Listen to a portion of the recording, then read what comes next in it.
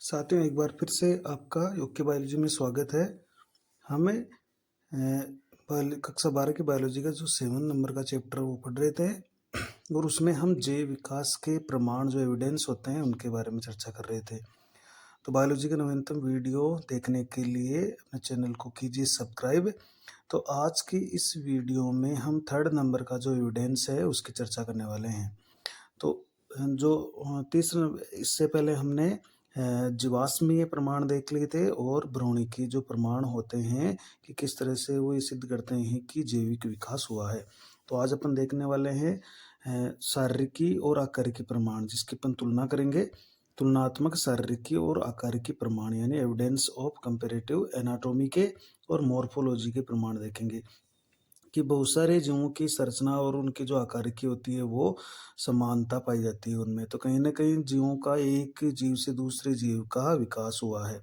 तो ये प्रमाण ये सिद्ध करेंगे कि जीवों में कौन-कौन सी समानताएँ पाई जाती है, जिसके आधार पर हम ये कह सकते हैं कि उनका रिश्ता उनके जो पूर्वज थे उनसे घनिष्ठ रहा है और उन पूर्वजों से ही उनका विकास हुआ है। तो देखिए, वर्तमान के जीवों और वर्षों पूर्व विद्यमान जीवों के बीच एकरूपता या समानता तथा विभिन्नताएं पाई जाती है। इनमें जो समानताएं पाई जाती है वो उनके पूर्वजों के साथ रिश्ते के रूप में जानी जाती है। देखिए, तो जो पूर्वज और वर्तमान के जीवों में जो कुछ समानताएं पाई जाती है, एक रूपताएं पाई जाती है, उनसे हम ये पता लगा सकते हैं कि वो समानताएं उनको पूर्वजों के साथ जोड़ती है, उनके साथ एक रिलेशन बनाती है। तो ये समानताएं या एकरूपताएं होती है, ये 2 प्रकार की होती है। देखिए, जिसको हम एक तो कहेंगे समजातता होमोलॉजी और दूसरी होगी समवर्तिता या जिसको तुल्य रूपता भी कहते हैं या एनालॉजी। तो सबसे फर्स्ट हम पढ़ने वाले हैं समजातता, होमोलॉजी। तो ये होमोलॉजी क्या है? देखिए, तो समजात का मतलब है जिनकी उत्पत्ति बिल्कुल समान होती है, लेकिन उनका जो आवास है, उन आवास में वो अलग-अलग आवास में रहते हैं, अलग-अलग तरीके से कार्य करते हैं। तो उनका कार्य अलग-अलग हो सकता है, लेकिन उनकी अगर उत्पत्ति हम देखें, उनकी संरचना देखें, तो वो बिल्कुल समान होती है। तो समझाता का मतलब क्या होता है कि विभिन्न जातियों के जीव, देखिए अलग-अलग जातियों के जो जीव है, एक जाति के नहीं ले रहे हैं अपना, विभिन्न जातियों के जीव की बात कर रहे हैं। तो विभिन्न जातियों के जीवों में कुछ अंग ऐसे पाए जाते हैं जिनकी उत्पत्ति यानी उनकी ओरिजिन और मूल जो संरचना होती है, बेसिक जो उनकी स्ट्रक्चर होती है, वो बिल्कुल समान होती है, लेकिन उनके कार्य भिन्न-भिन्न होते हैं। तो ऐसे अंग क्या कहलाते हैं? समजात अंग या होमोलोगस ऑर्गन कहलाते हैं और इस घटना को या इस प्रक्रिया को हम समजातता कहते हैं। तो इसको समझाता कहलाती है।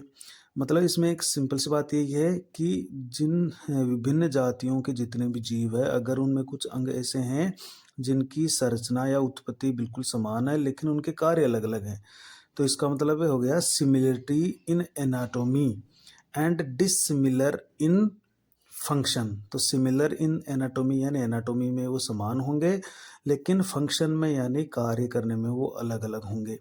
तो ऐसे अंगों को समजात और इस प्रक्रिया को हम समजातता कहते हैं। तो सीधी सी बात ये होगी, उत्पत्ति या संरचना समान, कार्य भिन्न भिन्न, तो ये क्या कहलाएगा? समजातता। अब इसके हम उदाहरण देखकर ये पता लगाएंगे कि क्या ऐसा हुआ है क्या। तो सबसे पहले अपन उदाहरण लेते हैं अपने स्तनधारियों के जो अग्रपाद होते हैं उनमें पाए जाने वाली अस्थियों का या बोन्स का। तो जो टेट्रापोडाज होते हैं, तो उनके अंदर अपन देखने वाले हैं कि बहुत सारे जो 4 पैर वाले जो जीव हैं, उनमें बहुत सारी जातियों के जो जीव हैं, उनके अंगों में समानता पाई जाती है।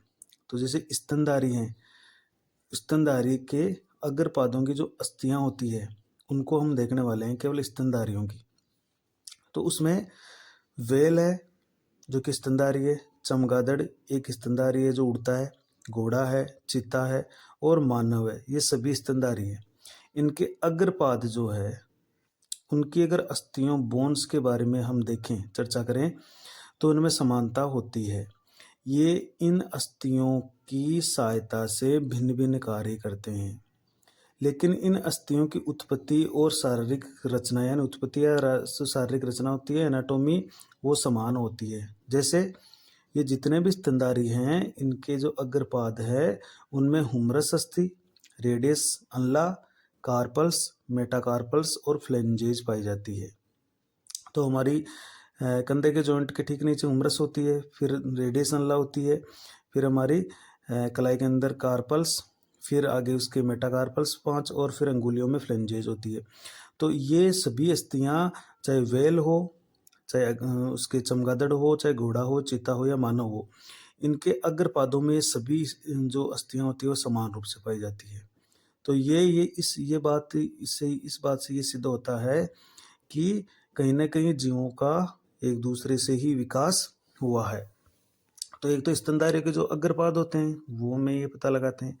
एक जैसे कशेरुकियों का हृदय और मस्तिष्क, तो ये भी देखिए, कशेरुकियों का हृदय की अपन बात करें तो जो फिश होती है, उस फिश के अंदर 2 चैम्बर होते हैं।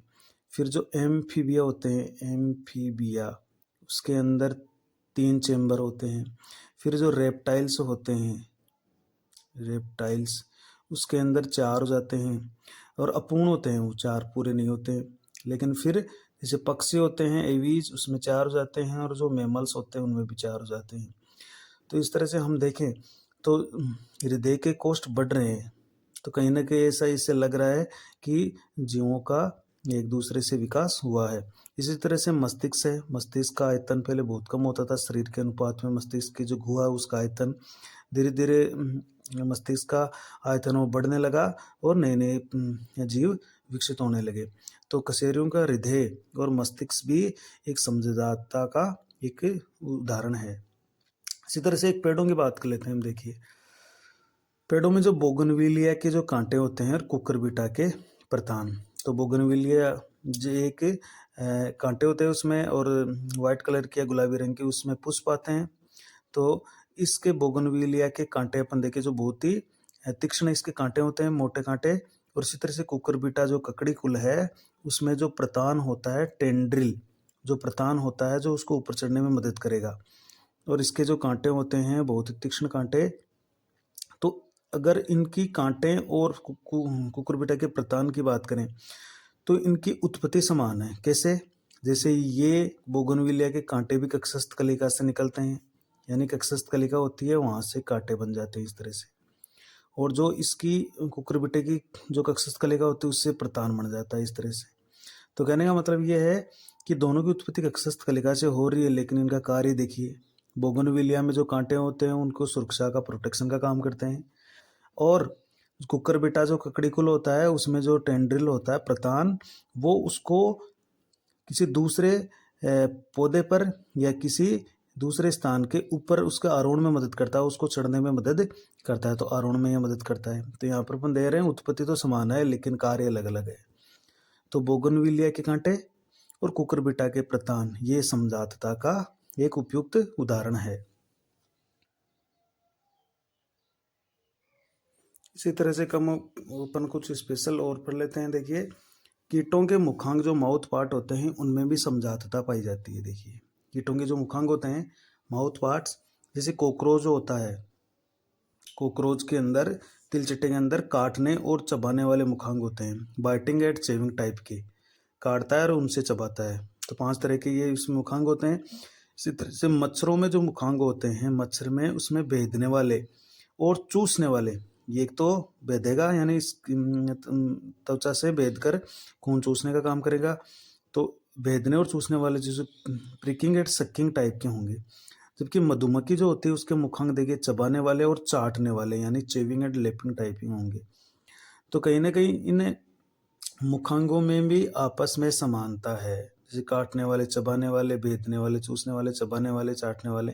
तो इस तरह से हम कह सकते हैं कि जिस तरह का उनका आवाज़ था, आवाज़ चेंज हुआ, या उनके खाने पीने की जो तरीका चेंज हुआ, उससे उनके मुखांग में भी थोड़ा परिवर्तन आता गया। तो ये मुखांग अगर अपन देखें इनकी उत्पत्ति तो वो बिल्कुल समान है। जैसे इन सभी कीटों के जो मुख होते हैं वो समान मुखांग होते हैं। जैसे सभी में लेबियम होता है, लेब्रम होता है, मैंडिबल होता है, मैक्सिमल होता है, या एक हाइपोफेरिंक्स भी होता है, हाइपोफेरिंक्स जिसको जीवा, इनकी जीवा कहा जाता है, जीभ कहा जाता है, टंग, ये टंग की तरह काम करती है इनमें। तो ये सभी में लेबियम, लेब्रम, मैंडिबल, मैक्सिला ये पाए जाते हैं। जबकि इनके कार्य अपन देखें तो कार्य देखिए अलग अलग हैं। किसी में काटने और चबाने वाले हैं, किसी में भेदने और चूसने वाले हैं, किसी में चबाने और चाटने वाले हैं। तो कहीं ना कहीं इनकी उत्पत्ति समान है लेकिन कार्य क्या है, अलग अलग है। तो ये इनमें समझौता का उदाहरण है। इसी तरह से मटर के प्रतान और नागफनी के कांटे अपन देख लेते हैं। मटर के प्रतान होते हैं टेंड्रिल, और नागफनी के जो कांटे होते हैं, देखिए ये मटर के अंदर प्रतान और नागफनी के कांटे की उत्पत्ति देखिए तो दोनों ही पर्ण का रूपांतरण होते हैं। जबकि मटर के प्रतान आरोहण में काम करते हैं और नागफनी के कांटे सुरक्षा प्रोटेक्शन का काम करेंगे। तो यहाँ पर भी उत्पत्ति समान है लेकिन कार्य अलग अलग है। तो ये भी समझौता का उदाहरण हुआ है।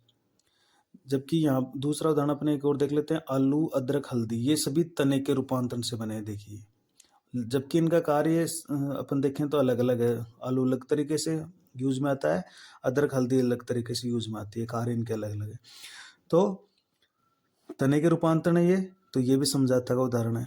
इसी तरह से आलू और दूब घास का, देखिए ऊपरी भूस्थारी तना रनर है, देखिए उत्पत्ति समान है लेकिन इनका कार्य अलग अलग है। दूब का तना है वो अलग तरीके से है, आलू है वो अलग ही तरीके से है।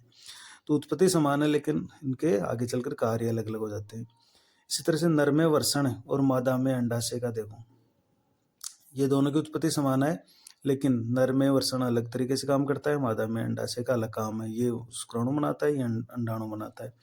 तो इस तरह से उत्पत्ति और संरचना समान है लेकिन कार्य अलग अलग है, समझौता के उदाहरण होते हैं। अब अपन एक स्पेशल टॉपिक पढ़ लेते हैं, अपसारी विकास। देखिए डाइवर्जेंट इवोल्यूशन क्या होता है, डाइवर्जेंट इवोल्यूशन या अपसारी विकास। देखिए अपसारी विकास को समझने से पहले आप ये समझ लीजिए कि एक पूर्वज है, सबके पूर्वज हम कह रहे हैं कि समान है। इस पूर्वज से कोई जीव विकसित हुआ, अब इस जीव में मान लीजिए आगे चलकर ये इसमें विभिन्नताएं आनी है, तो ये अपने आवास की प्रकृति के आधार पर अलग अलग आवास में अलग अलग तरीके से अपसार कर जाता है, यानी फैल जाता है। तो पूर्वज समान थे लेकिन उनसे जो जीव बने हैं, वो जीव अपने भोजन आवास के आधार पर अलग अलग उन्होंने गुण हासिल किए हैं। तो एक तरह से अपसारी विकास हुआ है, यानी जब समान उत्पत्ति वाली रचनाएं भिन्न भिन्न कार्य करने के लिए भिन्न भिन्न रूप में विकसित हो जाती है। देखिए तो ये समान कार्य उत्पत्ति समान थी लेकिन इनका कार्य अलग अलग होने के कारण, भोजन अलग अलग होने के कारण, आवास अलग अलग होने के कारण ये अलग अलग रूप में विकसित हो गए। तो इसी को अपन अपसार बोलते हैं। तो जब समान उत्पत्ति वाली रचनाएं भिन्न भिन्न कार्य करने के लिए भिन्न भिन्न रूप में विकसित हो जाती है तो इसे अपसारी विकास कहते हैं। तो अपसारी विकास कहीं ना कहीं समझौता पर आधारित है। तो समझौता अपसारी विकास पर आधारित है, तो हम ये भी कह सकते हैं। तो इसकी परिभाषा क्या हो जाती है कि जब समान उत्पत्ति वाली रचनाएं भिन्न भिन्न कार्य करने के लिए भिन्न भिन्न रूप में विकसित हो जाती है। तो देखिए समान रचनाएं, कोई सुरक्षा के लिए, कोई मांसाहारी हो गया, कोई शाकाहारी हो गया, तो उनकी जो रचनाएं वो अलग अलग तरीके से विकसित हो गई। तो इसे हम अपसारी विकास कर रहे हैं। समझौता अपसारी विकास पर आधारित है।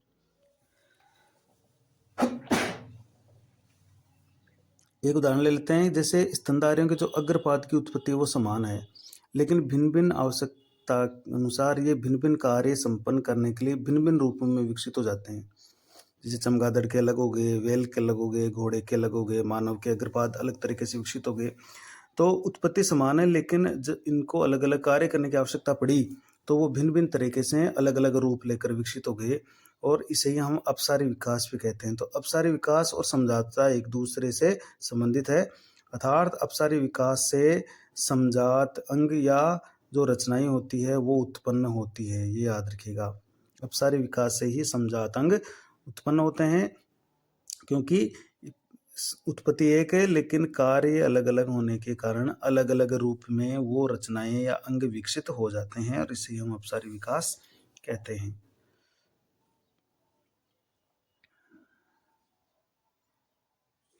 यहाँ हम अपसारी विकास से रिलेटेड एक बिंदु और पढ़ते हैं जिसका नाम है अनुकूली विकिरण। देखिए, तो अनुकूली विकिरण या एडाप्टिव रेडिएशन क्या होता है? तो अनुकूली विकिरण एक तरह का अपसारी विकास ही है। तो हम ये भी कह रहे हैं कि अपने कार्य की आवश्यकता के अनुसार जीवों के अंग है वो नया रूप लेकर नए तरीके से विकसित हो जाते हैं। तो वो अपसारी विकास है और उसे ही अनुकूली विकिरण भी कहा जाता है। तो जिस तरह से विकिरण फैलती है, तो जब कोई जीव है वो एक किसी स्थान से शुरू होकर अपनी आवश्यकता के अनुसार अलग-अलग भौगोलिक क्षेत्रों में प्रसार कर जाता है या फैल जाता है। जैसे कोई जीव है, वो मांसाहारी प्रवृत्ति का होने के कारण उसकी जो संरचना है या चोंच है वो चेंज हो जाती है। शाकाहारी है उसकी अलग संरचना हो जाती है, या जो सर्वाहारी होते हैं उनकी अलग हो जाती है। तो अपने आवश्यकता के अनुसार या अपने कार्य के अनुसार वो अलग-अलग क्षेत्रों में फैल जाते हैं और फिर उनकी जो शरीर के अंग है वो उसी हिसाब से विकसित हो जाते हैं। तो एक विशेष भूभौगोलिक क्षेत्र में देखिए विभिन्न प्रजातियों के विकास का एक प्रक्रम। देखिए, अगर एक भौगोलिक क्षेत्र ले और उसमें बहुत सारी प्रजातियां हैं उसमें पाई जा रही है, तो उनका जो विकास का प्रक्रम है वो कहाँ से शुरू हुआ है? वो एक बिंदु से शुरू होकर अन्य भौगोलिक क्षेत्रों तक प्रसारित होने को अनुकूली विकिरण कह रहे हैं। कहने का मतलब है, एक कोई भौगोलिक क्षेत्र है, उस क्षेत्र से फिर कोई जीव है वो अलग अलग भौगोलिक क्षेत्रों के अंदर प्रसार कर रहा है। इस तरह से अनुकूली विकिरण है ये कब होगा? जब इस भौगोलिक क्षेत्र के जो अलग अलग जीव है वो अपने आवश्यकता के अनुसार अपने शरीर में कुछ अलग रूप लेकर अपने संरचनाओं को थोड़ा बदल कर अपने आवास के आधार पर अलग अलग भौगोलिक क्षेत्रों में निवास कर जाते हैं या फैलने लग जाते हैं। तो एक बिंदु पर ये इम्पोर्टेंट है कि जो एक भौगोलिक क्षेत्र में जो अलग प्रजातियों का जो विकास हुआ है वो कहीं न कहीं एक बिंदु से शुरू हुआ और एक बिंदु से शुरू होकर अन्य भौगोलिक क्षेत्रों तक जो प्रसारित या फैलने की जो घटना है वो उसको अनुकूली विकिरण कहते हैं। देखिए, और इसे अपसारी विकास भी कह रहे हैं। तो अभी हमने कहा था अपसारी विकास कैसे होता है कि जो संरचना तो समान है लेकिन कार्य अलग-अलग कार्य करने के लिए वो नए-नए रूप लेकर फैलने लगते हैं।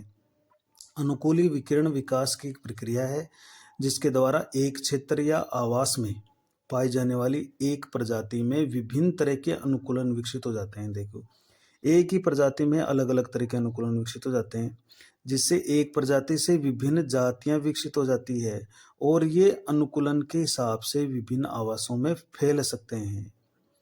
तो मान लीजिए कि जैसे किसी क्षेत्र में कोई एक प्रजाति रहती है, कोई पक्षी रहता है, वो शाकाहारी है, लेकिन शाकाहारी प्रजाति फिर अपने संरचना में कुछ बदलाव करके मांसाहारी प्रवृत्ति का हो जाता है, तो फिर उसकी चोंच भी चेंज हो जाती है, उसका शरीर का आकार प्रकार भी चेंज हो जाता है। या कोई बिल्कुल सर्वाहारी हो गया तो उसकी भी संरचना कुछ चेंज हो जाएगी। तो विभिन्न तरह के एक ही प्रजाति के जीवों में अलग-अलग तरह के अनुकूलन विकसित हो जाते हैं। मतलब एक जगह पर आपको एक ही प्रजाति के अलग-अलग तरह के जीव देखने को मिलेंगे। तो वो इसलिए हुआ है ताकि उनमें अलग-अलग कार्य करने की आवश्यकता थी। अलग-अलग उनका आवास था, अलग-अलग उनका खाना था, अलग-अलग तरह का भोजन था, तो उन्होंने अपने शरीर में वैसे अनुकूलन विकसित कर लिए, तो जिससे अलग-अलग या अलग-अलग तरह के जीवों का विकास हो गया है। तो इस अनुकूली विकिरण को हम इस तरह से समझ सकते हैं। देखिए कैसे कि एक उदाहरण दिया है डार्विन की चिड़िया, जिसको डार्विन का फिंच या डार्विन फिंच भी बोलते हैं। देखिए, डार्विन की चिड़िया, तो डार्विन जब पूरे समुद्र की यात्रा कर रहे थे HMS बीगल नामक लड़ाकू जो जहाज था, लड़ाकू जहाज, उसके द्वारा। तो डार्विन ने जो HMS बीगल नामक जो समुद्री जहाज था उससे अपनी समुद्री यात्रा के दौरान ये दक्षिणी अमेरिका के पास स्थित एक द्वीप है, गैलापेगोस द्वीप समूह है, प्रशांत महासागर में है ये गैलापेगोस द्वीप समूह है, उस पर गए थे। देखिए, तो ये एक महत्वपूर्ण उनका एक यात्रा का एक वर्णन है कि जब वो गैलापेगोस द्वीप गए तो वहां पर उन्होंने काली छोटी चिड़िया देखी जिसने डार्विन को आश्चर्यचकित किया। अब वो क्यों किया? क्योंकि उन्होंने उस चिड़िया की चोंच का जो आकार प्रकार था वो अलग अलग तरीके से देखा। तो वो इसलिए हुआ क्योंकि उस चिड़िया में अपने कार्य यानी भोजन के लिए अपने आप को अलग अलग तरीके से विकसित कर लिया। तो इस चिड़िया को बाद में डार्विन की चिड़िया कहा गया या डार्विन की पिंच कहा गया। देखिए, तो पिंच कहा गया डार्विन की। अब उन्होंने क्या देखा? देखिए, उन्होंने देखा कि द्वीप पर अनेक प्रकार की चोंच वाली चिड़िया थी। इसलिए उन्होंने निष्कर्ष निकाला कि ये सभी चिड़ियां एक ही पूर्वज से एक ही द्वीप पर विकसित हुई है। देखिए, तो सबका पूर्वज एक था, लेकिन फिर ये अलग अलग तरीके से विकसित हो गई। तो वो उनका आवास था, उनके भोजन की प्रवृत्ति थी, उनका कार्य था कि अलग अलग तरीके से भोजन करने या अलग अलग तरीके से कार्य करने के लिए वो अलग अलग तरीके उन्होंने चोंच बना ली। तो सभी चिड़िया एक ही पूर्वज से और एक ही द्वीप पर विकसित हुई है। देखिए, ये चिड़िया मूलतः बीज बक्सी थी, यानी सीड ईटिंग थी। ये बीज खाती थी मूल रूप से, लेकिन बाद में क्या हुआ, भोजन की आवश्यकता अनुसार उनमें कुछ परिवर्तन आने लगे। जैसे भोजन, मान लीजिए बीज कम हो या कुछ उन्होंने और ज़्यादा भोजन की आवश्यकता हुई, तो उनमें कुछ परिवर्तन आने लगे और अन्य अनुकूलताएं विकसित हुई। जैसे चोंच का ऊपर उठना, चोंच ऊपर उठने लगी, जिससे बीज खाने वाली चिड़िया है वो कीट बक्सी बन गई, और या शाकाहारी जो चिड़िया है उसके रूप में वो विकसित हो गई। तो जो मूल मूल रूप से बीज बक्सी सीड ईटिंग थी, वो चिड़िया में आवश्यकता अनुसार उसमें कुछ बदलाव आए और वही चिड़िया है वो कीट बक्सी भी बन गई और शाकाहारी फलों को खाने वाली भी बन गई। तो पूर्वज एक ही थे, लेकिन उनमें आवश्यकता के अनुसार उनमें अलग अलग विशेषताएं आई, अलग अलग उसमें अनुकूलताएं विकसित हुई और इसे और वो अलग अलग आवासों में फैल गई। तो यही अनुकूली विकिरण है या अपसारी विकास है। देखिए, तो दूसरा इसका उदाहरण अपन पढ़ सकते हैं, ऑस्ट्रेलिया के जो मार्सुपियल है, शिशुदानी प्राणी जो कंगारू है, यानी ऑस्ट्रेलिया के जो मार्सुपियल या शिशु दानी प्राणी है जिसमें शिशुदानी पाई जाती है और उसमें विकास आगे चलकर शिशुदानी में होता है, उसके परिपक्व शिशु का विकास। तो अधिकांश मार्सुपियल जो एक दूसरे से बिल्कुल भिन्न है, एक ही पूर्वज से विकसित हुए हैं। देखिए, और सभी ऑस्ट्रेलियाई महाद्वीप के अंतर्गत हुए हैं। तो मार्सुपियल जो शिशुदानी जिसमें पाई जाती है, वो सभी प्राणी एक दूसरे से अलग अलग है, लेकिन उनके पूर्वज एक ही थे और वो सभी ऑस्ट्रेलिया महाद्वीप में विकसित हुए हैं। तो इसका मतलब है इनका अनुकूली विकिरण हुआ है। इसी तरह से देखिए, विश्व में पाए जाने वाले अपरा स्तनधारी जिसमें प्लेसेंटा पाई जाती है, वो भी एक ही पूर्वज से विकसित हुए हैं और फिर उनकी आवश्यकता अनुसार प्लेसेंटा का आकार प्रकार वो अलग अलग होने लगा, लेकिन उनके पूर्वज कहीं ना कहीं एक थे और उनका भी अनुकूली विकिरण हुआ है। तो इस तरह से हमने आज इस वीडियो में हमने समझा तथा अनुकूली विकिरण अपसारी विकास को डिटेल से पढ़ा है। एक बार फिर से आप इसको देख लीजिए। अब इसका स्क्रीनशॉट लेकर इसके नोट भी आप लिख सकते हैं।